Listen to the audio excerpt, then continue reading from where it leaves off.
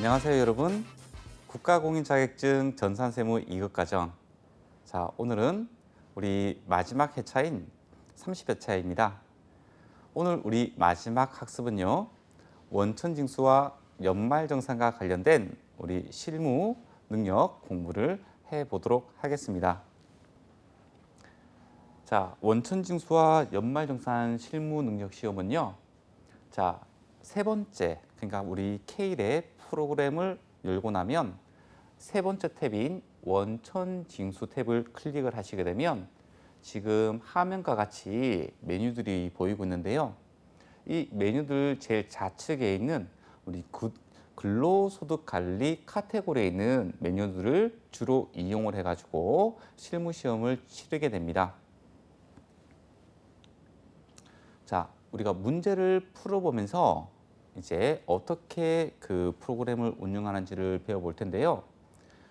이 연말정산과 원천징수, 실무능력시험과 관련된 거는요, 우리가 소득세법을 배울 때 우리 소득공제 또는 세액공제 사항들에서 공부를 우리가 했었잖아요. 그 내용들이 머릿속에 조금 있어야지 여러분들이 완전히 문제를 잘 풀기에는 좀 제한이 되지만 그래도 합격권에 들어갈 수 있게끔은 만들어줘야 됩니다. 자, 여러분들께서도 잘 알다시피 이 소득세법은 굉장히 조금 복잡한 세법에 해당이 되죠. 그래서 소득공제나 세액공제 사항을 아주 깨끗이 암기를 한다는 것은 사실상 조금 힘든 점이라고 생각이 드는데요. 그래도 어느 정도의 기준점이 있습니다. 자, 제가 학습을 하면서 암기를 하라고 한 거는 끝까지 잘 암기를 해주시고요. 그리고 이런 여러 가지 문제들을 풀어보면서 이럴 때는 이렇게 입력을 하는구나, 이럴 때는 이렇게 판단을 해야 되는구나, 이런 것들을 여러분들께서 조금 경험치를 좀 가지고 주시면 좋겠습니다.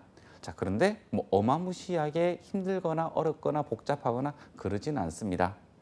기본적으로 실무능력시험은 이 회계 프로그램을 운영하는 데 있어서 세법을 올바르게 적용을 하고 그 회계 프로그램을 운영할 수 있는가, 거기에 있는 거거든요. 그닥 어렵지는 않습니다. 우리 하나씩 또 우리 격파를 하면서 진행을 해보도록 할게요. 자, 1번 다음 자료를 보고 자, 아래 자료를 이야기를 하네요. 거주자인 사무직 사원 박민혜를 자, 지금 우리 박민혜 사원을 대상으로 우리가 뭔가를 입력을 해야 되나 봅니다. 자, 근데 이 박민혜 사원이 여성입니다. 제가 이 여성이면 무엇을 고려하라고 했죠? 딱 보자마자 고려를 해야 되는 게 부녀자 공제예요. 부녀자 공제. 자, 입사일자가 2020년 8월 1일이고요. 자, 국내에 근무하네요. 자, 국내에 근무하니까 국외 비과세 근로소득은 없다. 그죠? 자, 박민혜를 사원 등록하고 자, 첫 번째 문제네요. 자, 사원 등록을 하래요. 자, 4번 코드를 부여를 해줬으니까 이 코드를 그대로 사용을 해줘야 됩니다. 아셨죠? 박민혜의 부양가족을 모두 부양가족 명세에 등록을 합니다. 자, 이게 2번 문제네요. 등록하고 나서 세부담이 최소화되도록 공제 여부를 입력을 하래요. 자, 여기서 말하는 공제 여부는 우리 인적 공제를 이야기를 하는 겁니다. 자, 본인 및 부양가족의 소득은 지금 자료에 나타난 소득이 전부고요. 주민등록번호는 정확한 것으로 가정한다. 자, 우리가 주민등록번호를 입력할 때 정확한 주민등록번호가 아니게 되면 우리가 빨간색 글씨가 뜨거든요. 자, 이 주민등록번호를 입력을 하더라도 만약 빨간색이다. 그렇다고 하더라도 맞는 것으로 가정을 하자고 하네요. 단 기본공제 대상자가 아닌 경우에는 기본공제 여부에 부로 표시로 하래요. 그러니까 이 부양가족 명세서에 등록을 하고 나서 기본공제 대상자가 아니면 부 체크까지 하라는 겁니다. 굉장히 심플합니다. 자료를 보게 되니까요. 자, 성명이 이렇게 있고요. 총 6명이네요. 이 6명에 대해서 판단을 해야 됩니다. 자, 그리고 관계가 있고요. 자, 우리 회계 프로그램은 이 관계를 보고 관계 코드를 입력을 해줘야 됩니다. 주민등록번호 있고 다 맞는 것으로 가정을 하고요. 외국인은 나오기가 좀 힘듭니다. 자, 동거 여부. 자, 우리 기본 공제 대상자니까 당연히 동거를 해야 되는데 제가 동거를 하지 않더라도 생계를 같이 하는 것으로 보는 경우들 우리 소득세법에서 공부를 했습니다. 그죠? 자, 그 내용을 알고 있어야지 이 동거 여부 정보를 보고 판단할 수가 있겠다. 그죠? 자, 비고에는요. 우리 소득 자료들이 이렇게 있습니다. 그죠? 주민등록번호로는 연령을 체크를 하고요. 이 비곤 아래에 있는 소득 금액을 보면서 소득 요건을 판단을 해야 됩니다. 자, 우리 인적 공제를 적용받을 수 있는 우리 인당 150만 원이라고 한다. 그죠? 그럼 기본 공제를 받으려면요. 1차적으로 자, 연령 그리고 소득 금액 요건이 동시에 충족이 되는지를 판단을 하고요. 그리고 두 번째로 동거 여부를 충족을 해야지만 우리가 그 소득공제에 반영할 수 있는 우리 기본 공제 대상자에 해당합니다. 맞나요? 맞습니다. 자, 첫 번째 우리가 해야 될 일은요. 자, 근로소득관리라는 카테고리에서 자, 첫 번째 사원 등록 메뉴를 클릭을 합니다. 자, 첫 번째 문제가 뭐였어요? 사원 등록을 하라고 했잖아요. 그죠? 자, 그래서 사원 등록을 하러 갑니다. 자, 사원 등록 메뉴를 클릭을 하게 되면 이런 화면으로 나오게 됩니다. 자, 여기에 사원 등록 메뉴에 보게 되면요. 여기 있구나. 자, 여기 4번 성명, 여기 주민번호 이렇게 있잖아요. 자, 우리가 4번을 107번으로 코드를 부여를 해줬어요. 자, 이렇게 입력을 했는데 이렇게 뜬다 정보들이. 그러면 추가적으로 입력할 자료는 없는 겁니다. 근데 만약에 107번 코드로 입력을 했음에도 불구하고 없다. 그러면 강제적으로 입력을 좀 해줘야 되는 거예요. 자, 기본 사항을 보시게 되면요. 여러 가지 정보들이 이렇게 있다. 그죠? 너무 이렇게 이거 이런 정보들을 어떻게 입력하지라고 생각할 필요는 없어요. 문제에서 제시된 정보를 이쪽에다가 반영을 해주면 되는 겁니다. 아셨죠? 자, 두 번째. 자, 우리가 사원 등록 메뉴를 열고 나면요. 자, 기본 사항부터 볼 거거든요. 그 옆에 있는 부양가족 명세 탭을 누르게 되면 자, 우리 요렇게 나옵니다. 요렇게. 자, 여기서 이 자료를 어떻게 입력하는지를 우리가 지금 배울 텐데요. 어렵지 않습니다. 자, 연말 관계가 뭐냐 하면 지금 김채곤은 아니다. 그죠? 자, 지금 박민혜를 기준으로 하는데 지금 양식이에요. 양식. 자, 연말 관계는요. 요 밑에 나와 있어요. 자, 0번은 소득자 본인. 그러니까 박민혜가 제일 위에 있으면 0번으로 찍히겠다. 그죠? 자, 1번은 소득자의 직계 존속. 2번은 배우자의 직계 존속. 아, 직계 존속이 1번과 2번에 있구나. 그래서 소득자 본인을 기준으로 직계 존속이면 1번 어머니, 아버님 또는 지금 박민혜 씨는 만약에 배우자의 직계 bin속, 남편의 직계 존속은 시어머니 그리고 시아버지 이렇게 되겠다. 그죠? 그럼 그때는 2번. 그리고 배우자는 3번.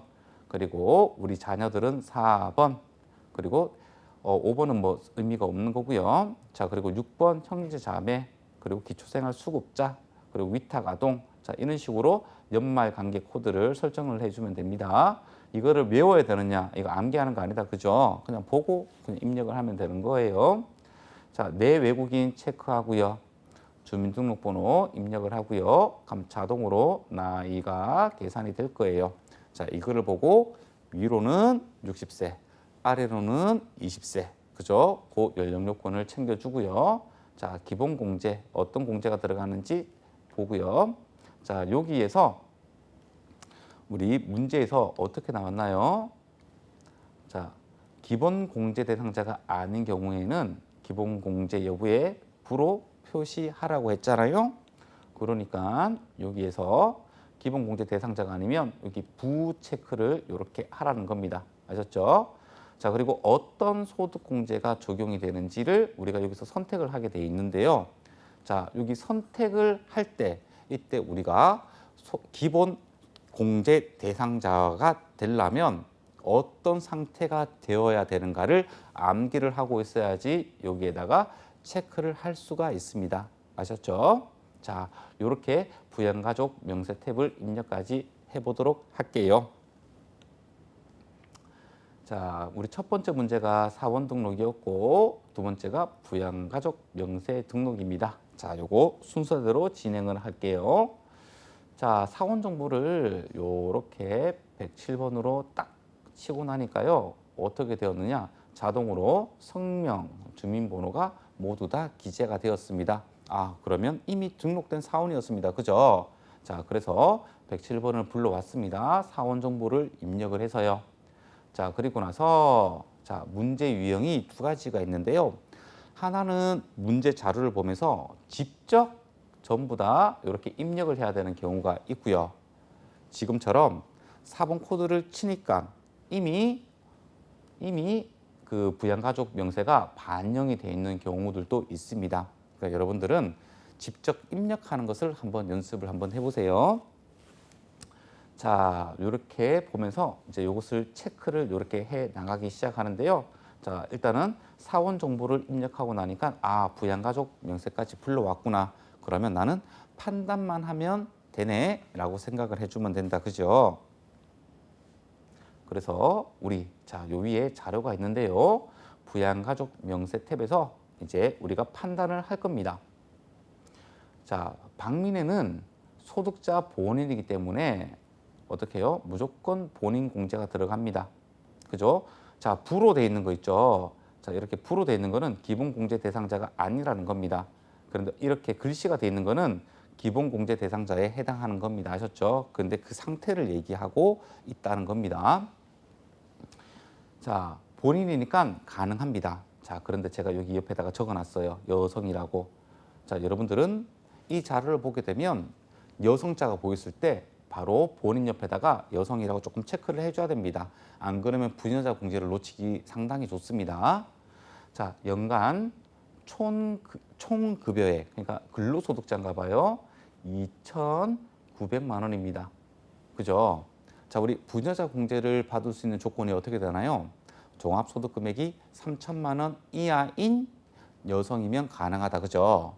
자, 3천만 원 이하이면서 여성이고 배우자가 있거나 또는 배우자가 없으면 부양가족 기본공제 대상자에 해당하는 우리 자녀들이나 이런 게 있으면 우리 부녀자 공제를 적용할 수 있다. 그죠? 자, 그래서 제가 이렇게 체크를 이렇게 해줬습니다. 이거 여러분들이 체크를 해줘야 되는 거예요. 이쪽은 추가 공제 항목이기 때문에. 자, 김영강 배우자입니다. 자, 동거하고 있고요. 양도소득 금액이 500만 원입니다. 애초에 안 되네요. 자, 배우자는 연령 요건은 보지 않습니다. 소득 금액 요건만 충족을 하면 되는데요. 지금 100만 원 초과해 버렸습니다. 그죠? 그 종합소득 금액, 퇴직소득 금액, 양도소득 금액이 합쳐가지고 100만 원 이하여야 된다. 그죠? 자, 그런데 소득 금액이 100만 원 초과했습니다. 그러니까 안 됩니다. 그래서 제가 부로 체크를 했습니다. 아셨죠? 자, 박노현. 자, 아버지네요. 자, 그래서 우리 코드를 1번 했다. 그죠? 직계존속. 그러니까 소득자 본인의 직계존속. 자, 그런데 소득 없네요. 자, 나이 지금 73세예요. 연령 요건 60세 이상이니까 가능하고 소득 금액 없어요. 그러니까 소득 금액 요건도 맞췄어요.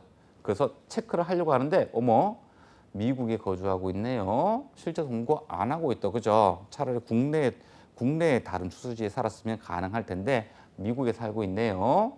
네, 그러면 생계를 부양한다고 볼 수 없습니다. 그죠? 그래서 아버지 안 됩니다. 자, 만약에 아버지가 자, 같이 동거라고 표시가 돼 있다면 70세가 넘었기 때문에 여기 경로 우대에 여기도 체크가 돼야 됩니다. 아셨죠? 네. 자, 예슬이, 예찬이가 딸하고 아들이네요. 자, 딸 미국 유학 중입니다. 자, 딸이 미국 유학 중이라도 어떻게 돼요? 학비 부모님들이 지원을 해 주실 거죠. 요거는 생계를 같이 하는 것으로 봅니다. 자, 그래서 우리 예슬이는 우리 18살이네요. 18살에다가 소득이 없으니까 당연히 해당한다. 그죠? 근데 그 상태가 20세 이하로 표시가 된다. 그죠? 네. 그래서 기본공제 대상자에 해당이 됩니다. 그리고 자녀의 체크가 돼 있네요. 나중에 요거는 우리 세액공제 그쪽으로 넘어가는 정보예요. 자, 예찬이 아들이다. 그죠? 자, 아들 정보를 이렇게 넣으니까요. 15살 나오네요. 자, 소득 없네요. 오케이. 연령, 소득 금액 요건 충족했다. 그리고 동거하고 있네요. 자, 그래서 20세 이하로 가능합니다. 자, 박민호. 자, 우리 박민혜의 오빠에 해당이 되겠네요. 동거를 하고 있어요. 퇴직 소득 금액이 90만 원이네요. 자, 요 정보가 맞나요? 자, 퇴직 금액이 보자. 90만 원이네요. 진짜로. 특이하다. 그죠? 자, 그렇게 되면 어떻게 돼야 되느냐? 자, 나이가 47세네요. 자, 형제 자매는 위로는 60세 이상, 아래로는 20세 이하에 해당이 돼야 되는데 우리 오빠는 자, 퇴직 소득 금액 90만 원밖에 없기 때문에 소득 금액 요건은 갖췄다. 그죠? 하지만 연령 요건을 위배했어요. 네, 연령 요건을 위배했어요. 그래서 기본공제 불호 체크하면 된다. 그죠? 자, 여러분들 제가 한 명 한 명을 판단 내리면서 어떻게 했나요? 연령이 되느냐, 소득 금액이 되느냐, 동거한 것으로 봐도 되느냐, 이렇게 논리를 짰다. 그죠? 자, 그 논리로 짜면 되는 거예요. 자, 그리고 기본 공제 대상자로 판단이 내렸다면 어떻게 해야 돼요? 자, 부녀자, 한부모, 경로 우대, 장애인 이런 추가 공제 판단 내려야 된다. 그죠? 자, 어렵지 않습니다. 그죠? 자, 그런데 은근히 많이 틀립니다. 문제를 풀 때 자기 나름의 프로세스가 좀 있어줘야 됩니다. 자, 제가 어떻게 판단을 했죠? 연령이 되느냐, 두 번째 소득 금액 요건을 갖췄느냐, 그리고 동거를 하고 있느냐, 그 다음에 추가 공제.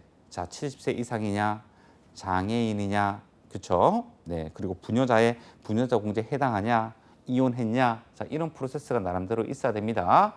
자, 요렇게 입력하고 나면 요렇게 만점을 딱 받을 수가 있습니다. 그렇게 어렵지는 않은데 조금 연습이 좀 필요한 부분이에요.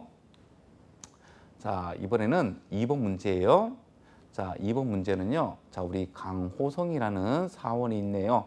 4번이 1010입니다. 자, 2020년 기속 연말정산과 관련된 자료네요. 자, 기본적으로 전산 세무 2급에서 나오는 연말정산 문제는요, 조금 사이즈가 있는 문제들이 있습니다. 사이즈가 크다고 해서 문제가 어렵다는 게 아니고 여러분들이 맞출 수 있도록 상세하게 설명을 해 두려고 하다 보니까 문제 사이즈가 크게 보이는 거예요. 그러면 여러분들 무조건 맞춰야 돼요. 자, 다음 자료를 이용해서 요 밑에가 다음 자료인가 봅니다. 연말정산 추가 자료 입력 메뉴에서 우리 월세 주택 임차 탭 그리고 연말정산 입력 탭에 입력을 해 주래요. 자, 첫 번째 부양가족 현황이 이렇게 있네요. 쭉쭉 이렇게 있습니다. 그죠? 두 번째 연말정산 관련 자료가 자, 보험료 자료 나오고 어르비 자료 나오고 교육비, 기부금 이런 자료들이 다 나왔다. 그죠? 자료가 계속 나오네요. 자, 월세 주택 임차와 관련된 정보들도 나오고 신용카드 등 사용액 정보들도 나오고 있습니다. 자, 그리고 마지막 자료인데 유의사항이 나와 있네요. 자, 부양가족의 소득 또는 세액공제. 그러니까 이 소득은 점이 있으니까 소득공제다. 그죠? 부양가족의 소득공제, 세액공제 내용 중에서 강호성이 공제받을 수 있는 내용은 모두 강호성이 공제받는 것으로 한다. 이렇게 돼 있네요. 자, 제가 요거 부연 설명을 하나 드릴게요. 자, 어떤 거냐 하면, 자, 강호성 사원이 소득자 본인이고 연말정산을 진행을 한다. 그죠? 자, 이 소득자 본인이 지출한, 원래 원칙은 소득자 본인, 연말정산을 하는 대상자가 지출한 금액만 우리 소득공제, 세액공제 받을 수 있다. 그죠? 자, 근데 예외적인 사항으로, 자, 우리 기부금 세액공제 내용을 한번 떠올려 볼게요. 자, 기부금 세액공제는요, 기본적으로 본인이 지출한 거 해주고요. 그리고 기본 공제 대상자 중에서 소득금액 요건을 갖춘 우리 기본 공제 대상자가 지출한 우리 기부금도 소득자 본인이 기부금 세액공제를 받을 수가 있는 거예요. 왜냐하면 기본 공제 대상자에 해당했다는 것은 누구 돈으로 생활을 하는 거죠? 그렇죠. 소득자 본인 돈으로 생활을 하는 거거든요. 그러니까 당연히 응당 우리 부양가족이 지출하는 어떤 그 내용도 소득자 본인이 소득공제나 세액공제를 받을 수 있다고 합니다. 자, 그런데 이런 것들이 있어요. 자, 우리 신용카드 소득공제는요. 자기 소득자 본인 자기 명의 카드 있죠. 그거 적용 가능하죠. 자, 하지만 형제 자매가 사용한 것은 안 해줍니다. 그렇죠? 자, 그리고 우리 직계 교육비 세액공제에서 직계 존속에 대한 교육비 공제 안 된다. 그죠? 자, 그리고 기부금은 일반적으로는 기본공제 대상자께 가능한데 요거 정치자금 기부금 같은 경우에는 소득자 본인밖에 안 된다. 그죠? 자, 이런 것들이 있거든요. 자, 거기에서 우리 소득자 본인이, 그러니까 기본공제 대상자가 지출한 내용이라고 하더라도 소득자 본인이 소득공제, 세액공제 받을 수 있는 것들은 전부 다 반영해라, 이런 말입니다. 아셨죠? 자, 두 번째 점이네요. 월색 주택 임차 탭은요. 월세액 세액공제 대상이 아니면 작성하지 말 것, 이렇게 돼 있네요. 자, 우리 월세 세액공제 대상이 되려면 어떻게 해야 되나요? 자, 무주택 세대주가 해당이 돼야 되고 총구배가 7천만 원 이하야 되고, 그리고 국민주택 규모 85제곱미터 이하의 우리 그 주택을 임차를 해야 되고, 대신에 오피스텔이나 고시원도 가능하다. 그죠? 이 내용을 알고 있어야지 해당이 되는지 안 되는지 알 수가 있는 거예요. 그죠? 그래서 여러분들이 기본적으로 암기할 것은 암기를 꼭 해주셔야지 이런 문제를 풀 수가 있는 거예요. 입력하는 것은 어렵지 않아요. 판단하는 문제가 항상 힘든 거예요. 우리가 이런 회계나 세법을 공부하는 이유가 뭔가요? 전문가로 가기 위해서 우리 일반인들과 다른 전문 지식을 취득하는 거잖아요. 그런데 그런 전문 지식을 취득하는 데 있어서 세법이 어려워서 회계가 어려워서 암기를 못한다고 한다는 것은 전문가로 가기 싫다는 말하고 똑같은 겁니다. 아셨죠? 자, 전문가라고 하는 사람은 자기가 가진 지식으로 판단을 내려줄 수가 있어야 됩니다. 그래야지 문제도 풀 수가 있는 거예요. 아셨죠? 꼭 암기를 이런 것들은 해줘야 됩니다. 자, 이제 하나씩 우리 격파하면서 우리 문제를 풀어보도록 할게요. 자, 연말정산 추가 자료 입력 메뉴에서 월세 주택 임차 탭을 먼저 입력을 해 보도록 할게요. 요거는 두 번째 문제로 풀도록 할게요. 자, K랩 우리 회계 프로그램에서 세 번째 원천 징수 탭을 클릭을 하고요. 그리고 근로소득 관리 카테고리에서 다섯 번째 연말정산 추가 자료 입력이라는 이런 메뉴가 있다. 그죠? 자, 요거 자주 사용할 거예요. 요거. 자, 그래서 요거를 클릭을 이렇게 해줍니다. 그러면 이러한 화면이 나옵니다. 보시게 되면 많은 정보가 입력될 수 있도록 아주 작은 칸들로 구성이 되어 있습니다. 자, 여기 보게 되면요. 자, 여기서 쭉 자릅니다. 쭉 자릅니다. 자, 여기에는 우리 사원들, 그러니까 사원들을 클릭을 해가지고 여기에 정보를 입력할 수 있는 그런 형태로 화면은 구성이 되어져 있습니다. 자, 이 화면에는요. 자, 여기까지 소득 정보가 있고요. 그리고 요 밑에 우리가 인적 공제 내용들이 나오고요. 그리고 소득공 장목이 나오고 쭉쭉쭉쭉쭉 소득공 장목이 나왔다가 쭉 가서 산출세액부터 해가지고 다시 세액공제, 자, 우리 요거 한 번 더 리마인드 한번 해볼까요? 자, 우리 총급여라는 우리 근로소득 총수익 금액이 있다, 그죠? 자, 총급여액에서 근로소득 공제를 차감하면 우리 근로소득 금액이라고 부릅니다. 자, 21번 총급여에서 근로소득 공제를 차감하고 나면 근로소득 금액이라고 합니다. 자, 이 근로소득 금액에서 자, 종합소득 공제를 한다, 그죠? 종합소득 공제를 하고 나면 그때 가세표준이라고 합니다. 자, 여기 48번에 가세표준이 이렇게 나와 있다, 그죠? 자, 이 가세표준에다가 세율을 곱하고 나면 산출세액이라고 합니다. 자, 그게 49번에 산출세액을 의미를 하는 거죠. 어디 있지? 산출세액을 의미를 합니다. 자, 이 산출세액에서 세액공제에 세액 감면을 하고 나면 우리는 결정세액이라고 얘기합니다. 자, 이 결정세액이 해당 가세 기간에 벌어들인 실제 이제 정산된 세금을 이야기를 하는 겁니다. 자, 그래서 여기 하단에 보게 되면 결정세액이라고 나온다, 그죠? 이 결정세액은 산출세액에서 공제 또는 감면 이런 것들을 다 차감하고 나서 실제 내가 납부를 해야 되는 세금입니다. 자, 그리고 자, 지금 종전근무지, 주근무지 이렇게 돼 있잖아요. 자, 우리가 한 가세 기간에 이직을 했을 때 종전, 그러니까 퇴사한 근무지, 그리고 주 근무지는 지금 다니고 있는 회사라고 한 거예요. 자, 여기 기납부세, 매월 급여를 받을 때 원천 징수세액을 여기다가 적어주게 되면 그때 이제 차감 징수세, 그러니까 추가적으로 납부해야 되는 세액 또는 환급받을 세액이 나온다는 겁니다. 아셨죠?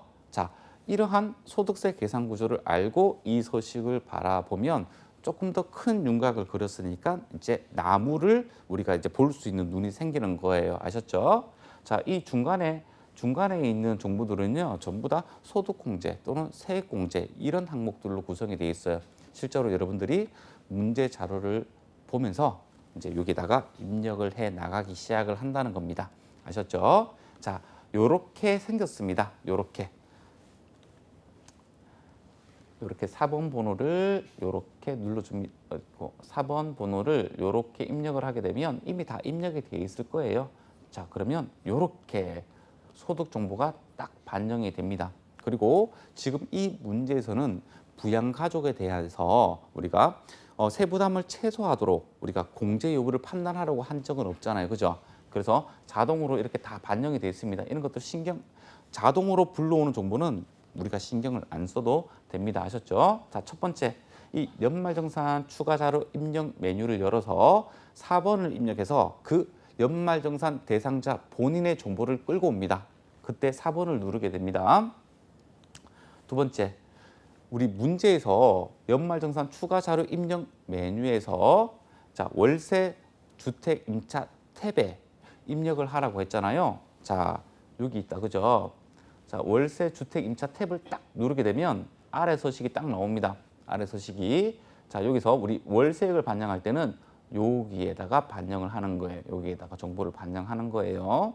자, 그러면 우리가 정보를 보면서 입력을 하면 되겠다, 그죠? 자, 우리 임대인.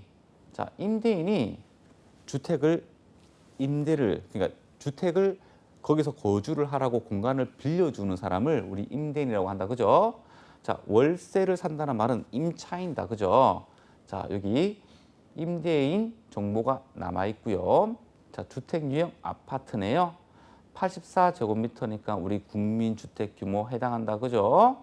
자, 이런 것들 잘 판단해야 돼요. 프로세스대로. 자, 그리고 임대차 계약서상 자, 주소지가 서울시 금천구 가산로 99네요. 임대차 계약 기간이 2019년 7월 1일부터 2021년 6월 30일까지네요. 매월 월세액이 80만 원인데요. 자, 지금 우리 중간에 여기 껴 있다, 그죠? 자, 2020년에는 총 지급액이 96만 원에 해당이 되었네요. 자, 우리 정보 중에서 어떤 게 있었나요? 자, 우리 총급여가 어디에 있죠? 네, 여기 처음 자료가 있었네요. 자, 총급여가 6천만 원이고 근로소득자네요. 그리고 무주택자네요. 가능하다, 그죠? 자, 무주택 세대주고 그리고 국민주택 규모 이하로 임차를 했고 그리고 청구비가 7천만 원 이하고 자, 우리 해당된다, 그죠? 자, 그래서 해당이 되기 때문에 월세 주택 임차 탭에다가 입력을 할 거예요. 그대로 적어주면 됩니다. 임대인 김강일 적어주면 되고요. 사업자 등록번호 적어주면 되고요. 유형 아파트를 임차했으니까 아파트 적어주고요. 계약 면적 적어주고요. 임대차 계약서상 주소지 적어주고요. 임대차 기간 계약서상 있는 거 적어주고요. 연간 월세 총 지급했는 거 적어주고 이게 뭐가 어려워요, 그죠? 하나도 어려운 거 없다니까요. 판단을 할 수 있느냐가 더 중요한 거예요. 아셨죠? 힘들게 실컷 입력했는데 요건 하나 안 돼가지고 원래 대상이 아니었다. 그러면 내 시간만 낭비하게 된다. 그죠? 자, 그래서 딱 명확하게 얘가 대상인지 아닌지 명확하게 판단을 해줄 수 있는 지식을 함량을 해줘야 됩니다. 아셨죠? 자, 두 번째. 연말정산 입력 탭에 입력을 하래요. 자, 이제 두 번째 문제 풀도록 할게요. 자, 끝에 보면 연말정산 입력이라고 탭이 있거든요. 자, 요거를 클릭하고 나면 자, 요렇게 보입니다. 네, 우리 딱 연말정산 추가 자료 입력 메뉴를 눌렀을 때 그때 첫 화면이 연말정산 입력 탭에 설정이 되어 있습니다. 자, 요렇게 나옵니다. 네, 자, 문제에서 연말정산 입력 탭에 입력을 하라고 했잖아요. 그러면 옆에 소득 명세부터 부양가족, 연금저축 등 1, 연금저축 등 2, 이거 안 건드려도 됩니다. 아셨죠? 자, 우리가 연말정산 입력 탭에서 바로바로 입력을 하는 경우는요. 우리 부가가치세 신고서를 신고서에서 그냥 바로 입력하는 거랑 똑같은 원리입니다. 자, 우리 부가가치세 신고서가 어떻게 작성되냐 하면요. 우리가 매입 매출 전표에서 입력한 게 부가가치세 신고서로 자동으로 넘어갑니다. 아셨죠? 자, 그러면 우리 이 연말정산을 하기 전에 우리 소득세액공제 명세서라는 메뉴가 있습니다. 거기에서 원래는 입력을 합니다. 그리고 거기에서 입력한 내용이 이 연말정산 입력 탭으로 자동으로 숫자가 불러오는 구조로 되어 있는데 자, 어떻게 했나요? 자, 그럼 명세서 작성하지 말고 그냥 총액으로 바로 입력을 하는 문제입니다. 그러니까 그 바로 총액으로 입력을 요구를 하는 그런 문제가 이런 문제에 해당이 된다는 거죠. 아셨죠? 상당히 많이 빈출되는 이런 유형이 상당히 많이 빈출되는 유형입니다. 자, 이렇게 내리고 나면 여러 가지 정보들을 다 볼 수 있습니다. 그래서 여러분들이 이 바를 위아래로 옮기면서 내가 해당되는 그 항목들을 찾아가지고 입력을 할 수 있어야 된다는 겁니다. 아셨죠? 그러면 우리 어렵이 자료를 입력 한번 해보도록 할게요. 자, 지금 요 구간을 보고 있는 거예요. 요 구간 아셨죠? 자, 바를 위아래로 움직이면서 제가 보는 화면을 찾으셔야 돼요. 자, 그래서 우리 61번 어렵이 자료를 입력을 하려고 하는데 아무리 흰 칸에다가 숫자를 입력하려고 해도 안 됩니다. 그럴 때는 바로 옆에 있는 노란색 칸을 더블 클릭을 하게 되면 이런 하부에 보이는 이런 세부 창이 열립니다. 자, 여기에서 입력을 하는 거예요. 자, 항목별로 바로 입력 탭에다가 바로 입력이 되는 게 있고 지금처럼 대부분이 이런 형식이거든요. 옆에 있는 노란색 칸을 더블 클릭을 해서 세부 창을 연 다음에 그것을 입력하는 구조로 되어 있습니다. 자, 이런 식으로 띄웠습니다. 아셨죠? 자, 칸을 보니까 난임 시술비부터 그 밖의 공제 대상자. 자, 여러분들 기억나죠? 자, 우리 어렵이 세액 공제 어떻게 계산이 되었나요? 자, 1번 산식 더하기 2번 산식. 그죠? 거기에서 곱하기 15%를 했다. 그죠? 자, 근데 2번 산식이 1번 어료비를 제외한 나머지 어료 금액에서 총급여 3%를 차감한 금액하고 700만 원하고 작은 금액을 2번 공식에 들어가는 우리 금액으로 한다. 그죠? 그래서 1번과 2번 금액을 합쳐서 우리는 15%를 해주고 그중에 난임 시술비가 있다고 하면 20%를 세액공제율로 적용을 하면 됩니다. 아셨죠? 자, 이렇게 생긴 겁니다. 자, 여기에다가 한번 입력을 해볼까요? 자, 우리 어료비는요, 그러니까 부양가족이 있을 때 누가 대상이 되는지를 알아봐야 되거든요. 어렵이 세액공제는 자, 여러분들 제가 그때 학습을 하면서 얘기해 줬습니다. 자, 연령 따지지 않습니다. 그리고 소득금액 요건 따지지 않습니다. 그냥 기본공제 대상자에 불호 체크로 돼 있는 상태. 그러니까 불호 체크돼 있다면 기본공제 대상자는 아니지만 이런 어렵이 세액공제를 받기 위해서 불호 체크해놓고 리스트에는 반영을 해놔야 되는 거예요. 아셨죠? 어렵이가 어머니한테 지출이 된 게 있어요. 자, 보청기 구입비도 있고요. 그리고 한약 구입비도 50만 원이 있네요. 그래서 어머니 따라가 봤어요. 어머니 이금이 자, 어머니고 나이가 59세네요. 자, 연령 상관없다. 그죠? 자, 일용근로소득. 자, 일용근로소득은 전부 다 분리과세에 해당한다. 그죠? 그래서 소득이 없는 거나 마찬가지지만 소득금액 요건 보지 않는다. 그죠? 자, 그리고 세법상 장애인에 해당이 되네요. 그러면 어머니한테 어머니가 65세 이상은 아니지만 장애인이기 때문에 자, 1번 우리 1번 난에 들어가는 우리 그 뭐냐 어렵이 해당한다. 그죠? 자, 우리 배우자한테 쓴 어렵이도 있네요. 자, 배우자 어떻게 썼냐 하면 자, 어깨 수술이네요. 어깨 수술. 요거 성형 수술 아니래요. 100만 원. 자, 시력 보정용 안경 30만 원 있네요. 자, 이 배우자는 장애인도 아니고 65세 이상도 아니고 소득자 본인이 아니다. 그죠? 요거는 2번 우리 어렵이에 해당한다. 어머니는 1번 장애인이니까요. 자, 보청기 구입비 가능하죠. 네. 그리고 한약 구입비 50만 원. 요거 질병 치료용이잖아요. 그죠? 네. 우리가 건강하게 주려고 먹는 게 아니고 그럼 150만 원 가능하다. 어디다 적느냐? 여기 장애인 날 있다. 그죠? 요 장애인 날에다가 그냥 150만 원 딱 적으면 됩니다. 아셨죠?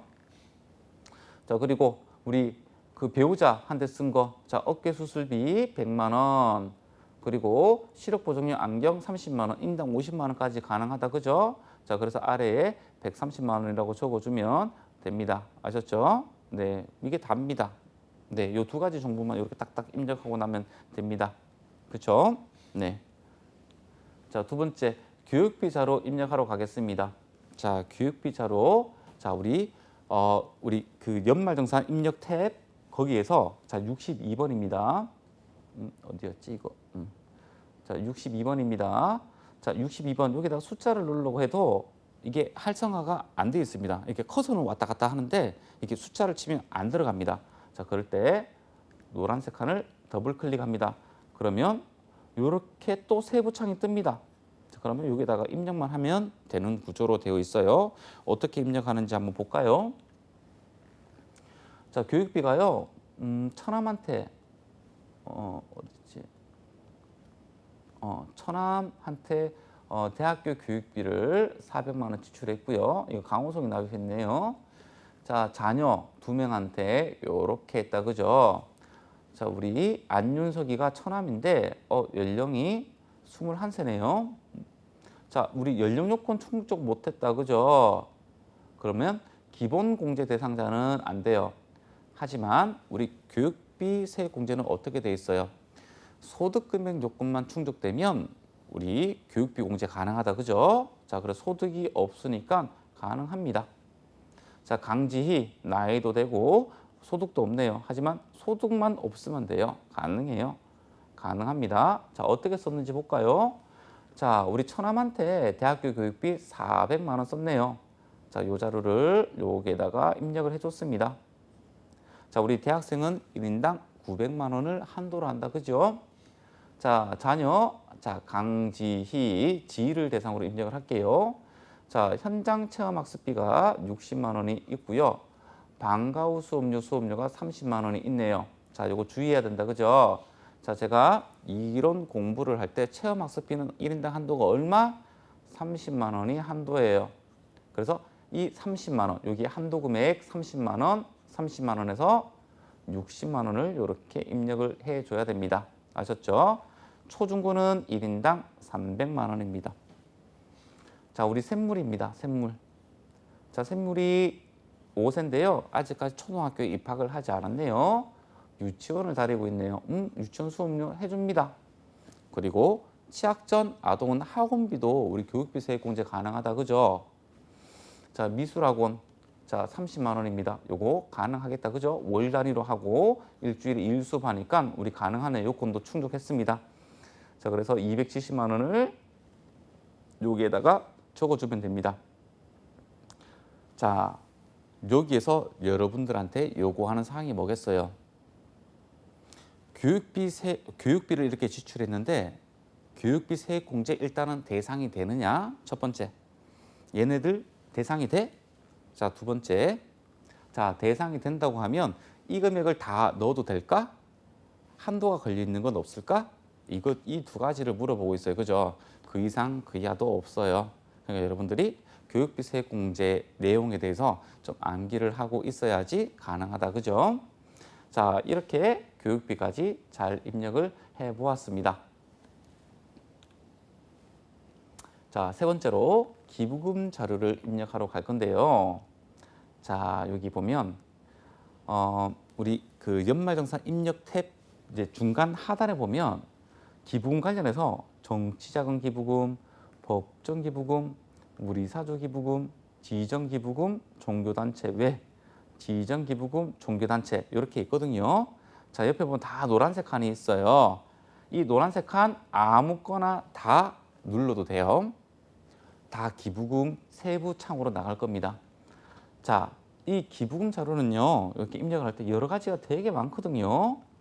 자, 그런데 실제로 입력하는 것은 몇 칸밖에 되지 않아요. 자, 통상적으로 우리 여기 보면 2월 이렇게 돼 있는 거 있죠. 자, 이런 시험 문제는 조금 나오기가 많이 힘들 겁니다.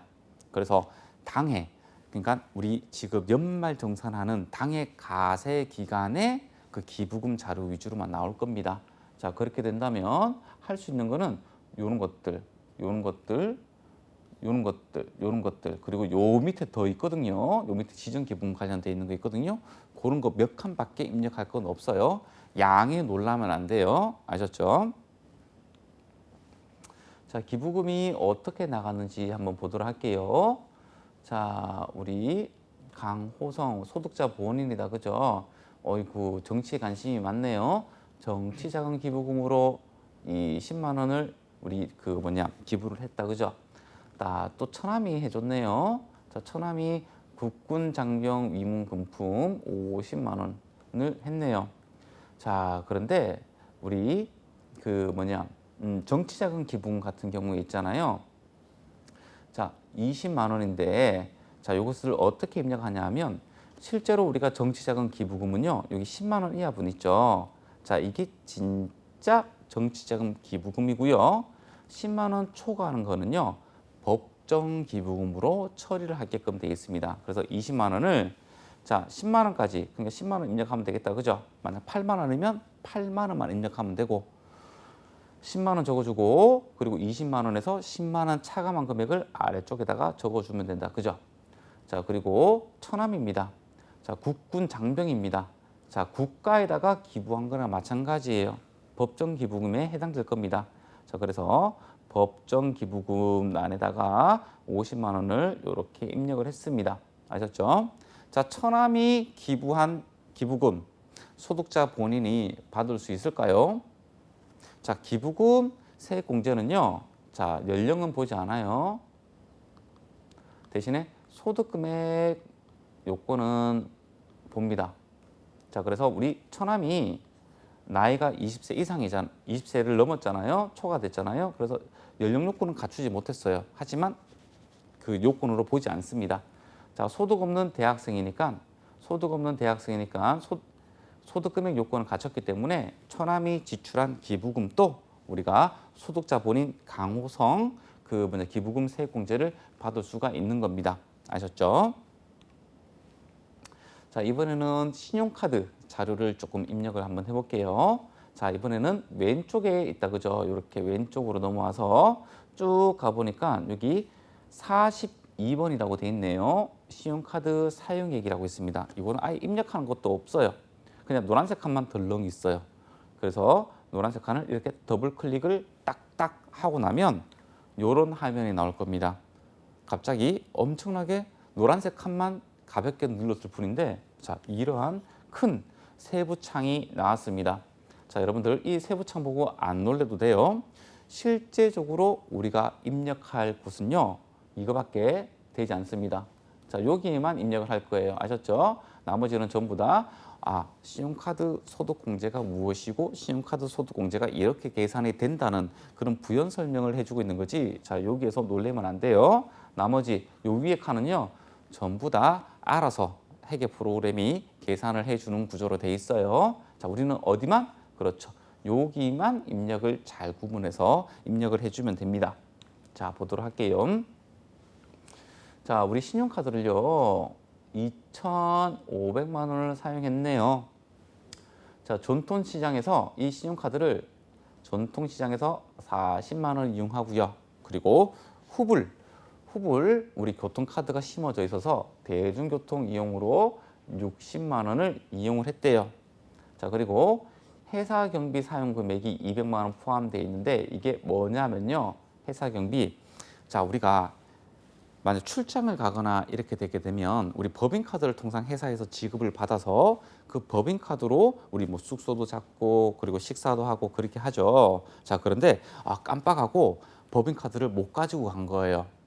그러면 못 자고 못 입고 그렇게 해야 되나요? 자, 회사에서 이렇게 하겠죠. 그럼 먼저 네 카드로 계산을 하고 그리고 나서 경리부에다가 그 영수증을 제출을 해라. 그러면 돈으로 받을 수 있을 것이다 라는 지침을 받고, 자, 출장을 가가지고 자, 우리 뭐 KTX도 우리가 카드로 긁고 이렇게 했다는 겁니다. 그 금액이 200만 원이고 이 금액은 이미 회사에 영수증을 제출을 하고 그리고 돈으로 200만 원을 받았다는 겁니다. 그러니까 자기 사용액이 아니다, 그죠? 법인의 경비의 일부이지 본인의 실제 카드 사용액은 아니에요. 그래서 이 200만 원을 보이면 이것을 날려줘야 됩니다. 아셨죠? 자, 현금 영수증 우리가 발급받은 게 있는데요. 자, 중고자동차 구입비가 1,000만 원 있네요. 자, 원래 원칙은 이거 공제해 주지 않는다, 그죠? 하지만 법이 바뀌고 나서 구입금액의 10%는 우리 해준다, 그죠? 자, 미술학원 수업료. 자, 이 미술학원 수업료는요, 우리 샘물일 거다, 그죠? 자, 우리 샘물이 취약전 아동이었어요. 그래서 교육비 세액 공제 대상이었어요. 하지만 취약전 아동에 대한 이런 학원비를 신용카드로 긁는다면 교육비 세액 공제도 받고 그리고 신용카드 소득 공제도 받을 수 있다, 그죠? 그래서 우리 취약전 아동, 어려비, 그리고 중고교 교육비 이런 것들은 전부 다 신용카드를 같이 사용해 주시면 중복해서 공제를 받을 수 있어서 좋은 거예요. 원래는 하나 공제되면 하나는 공제가 안 되는 구조인데 제가 아까 전에 말씀드린 이런 내용들은 다 공제를 받을 수 있기 때문에 그렇게 하시는 게 연말정산할 때 굉장히 유리한 구조예요. 자, 당연히 요거 가능하다, 그죠? 자, 그리고 위 신용카드 사용액은 모두 본인이 지출한 거래요. 그러니까 안심하고 숫자를 배제할 것만 배제해라, 이런 금액이겠네요. 자, 요거 잘 보면요. 자, 요렇게 보세요. 자, 여기서부터 금액을 채워 나간다. 요렇게 생각을 하시면 돼요. 자, 우리 대중교통 이용액 60만 원이 있었어요. 그래서 첫 번째로 이걸 먼저 적어줬어요. 자, 두 번째로 전통시장에서 사용한 게 40만 원 있대요. 자, 요거 두 번째로 적어줬어요. 자, 그리고 우리 현금 영수증 얼마나 되는지 계산 한번 해볼까요? 자, 제가 요 밑에다가 산식을 적어놨어요. 자, 중고 자동차 구입비 10% 해준다, 그죠? 그리고 취약전 아동의 수업료 30만 원 해준다, 그죠? 그래서 130만 원을 우리 현금 영수증 란에다가 이렇게 적어주면 됩니다. 자, 마지막 이거잖아요. 자, 이거는 마지막 잔액만 적어주면 되는 거예요. 어떻게 해요? 자, 이렇게 2,500만 원을 썼대요. 자, 그중에서 우리 뭐 뺐다? 전통시장 뺐고요. 대중교통 60만 원 뺐고요. 그리고 회사 경비의 일부인 금액 200만 원을 뺐어요. 그럼 2,200만 원의 잔액이죠. 그 금액을 여기 신용카드란에 최종적으로 적어주게 되면 끝나는 겁니다. 아셨죠? 자, 요 밑에서부터 채워 나간다, 이런 생각을 가지시면 돼요. 아셨죠? 잘했습니다. 자, 보장성 보험료인데요. 이 보장성 보험료 같은 경우에는 여기 60번 난 있죠? 여기 60번 단에 요거는 직접 입력하는 구조로 되어 있어요. 어떤 세부 창이 나오지 않습니다. 자, 어떻게 입력을 하느냐? 자, 보장성 보험료가 이렇게 지출이 되었네요. 자, 우리 소득자 본인이 전부 다 지출을 했고요. 자, 누구를 피보험자로 했냐면 우리 강민철 씨 그리고 샘물이 이렇게 했네요. 자, 강민철은요. 자, 관계가 강호성의 아버지네요. 연령 양도소득금액 양도소득금액이 걸려버렸어요. 자, 우리 종합소득금액, 양도소득금액, 퇴직소득금액 합계가 100만 원이어야 된다. 그죠? 자, 근데 이미 양도소득금액에서 1000만 원이 넘었네요. 그래서 이 강민철이라는 아버지는요. 기본 공제도 안 됐을 거고요. 그리고 또 보장성 보험료 대상도 안 됩니다. 이 보장성 보험료 세액 공제를 받으려면 우리 이 기본 공제 대상자가 연령 요건 그리고 소득 금액 요건 모두 다 충족을 해야 됩니다. 아셨죠? 그래서 아버지 거는 안 됩니다. 아버지 거는 안 됩니다. 자녀, 샘물이 건 다 된다. 그죠? 네, 샘물이는 그냥 기본 공제 대상자였으니까 그래서 여기 일반에다가 40만 원 입력하면 끝. 네, 요렇습니다. 자, 마지막 3번 문제를 풀어보도록 할게요. 자, 다음 자료를 이용해서요. 자, 영업직 사원 김영수 씨. 자, 수당과 그리고 8월분 급여 자료를 입력을 하래요. 이게 1번 문제겠네요. 그죠? 자, 수당과 급여 자료를 입력한다.